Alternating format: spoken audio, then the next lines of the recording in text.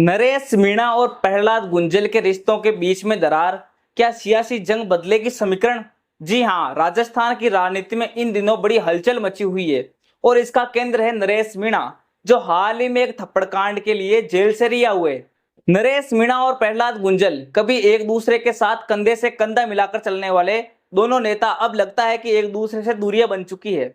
और क्या इनके रिश्ते में दरार पड़ चुकी है? और क्या ये सियासी जंग राजस्थान के सियासी समीकरण को पूरी तरह से बदल देगी? आइए थोड़ा गहराई से समझने की कोशिश करते हैं। देखिए, जब से नरेश मीणा जेल से रिहा होकर बाहर आए हैं, तब से राजस्थान की सियासत में तूफान मचा हुआ है। नरेश मीणा ने आते ही कांग्रेस के दिग्गज नेताओं पर सीधा हमला बोलना शुरू कर दिया।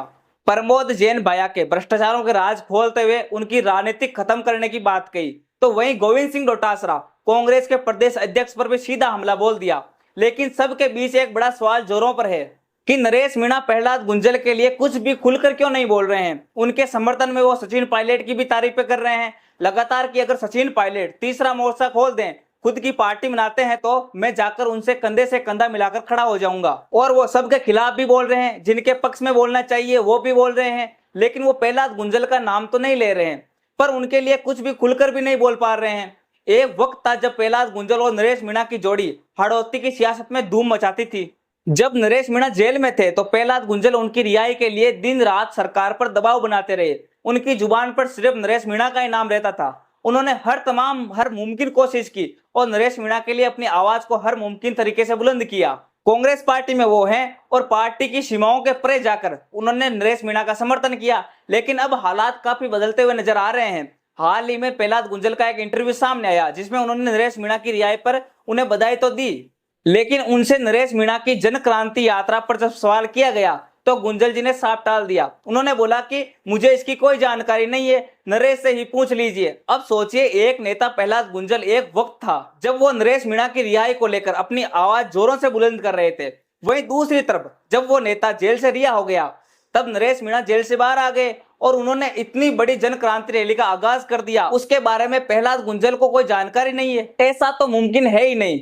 पर उन्होंने सवाल टाल दिया, जिसे तमाम कयास लगाए जा रहे हैं कि उन दोनों के बीच रिश्ते ठीक नहीं है। अब ये क्या, कभी नरेश के लिए आवाज बुलंद करने वाले प्रहलाद गुंजल अब इतने ठंडे कैसे पड़ गए? ये तमाम सवाल खड़े हो रहे हैं। और क्या ये सिर्फ संयोग है या फिर इन दोनों नेताओं के बीच कुछ बड़ा चल रहा है जो छुपा हुआ है? जानकारों का मानना है कि नरेश मीणा के तीखे तेवर और कांग्रेस के खिलाफ उनके बयान इस दरार की वजह हो सकते हैं। नरेश मीणा ने न सिर्फ प्रमोद जैन भाया और गोविंद सिंह डोटासरा को निशाना बनाया, बल्कि यह भी इशारा किया कि कांग्रेस में सचिन पायलट की सियासत को खत्म करने की साजिश रची जा रही है।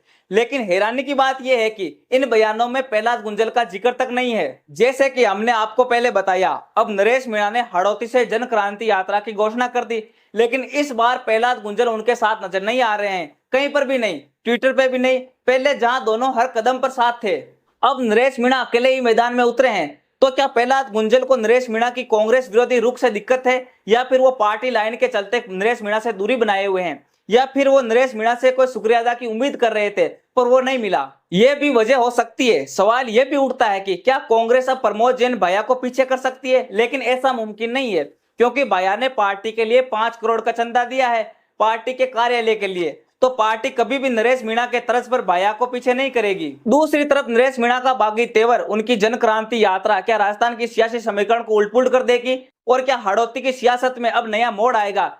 यह सियासी ड्रामा बहुत रोमांचक होने वाला है। नरेश मीणा और प्रहलाद गुंजल के बीच की यह दरार का इतिहास क्या क्या बताएगा, वह तो वक्त ही बताएगा। खैर, आप क्या सोचते हैं हमें कमेंट सेक्शन में जरूर बताएं और ऐसे ही बने रहिए भारत प्रेस के साथ।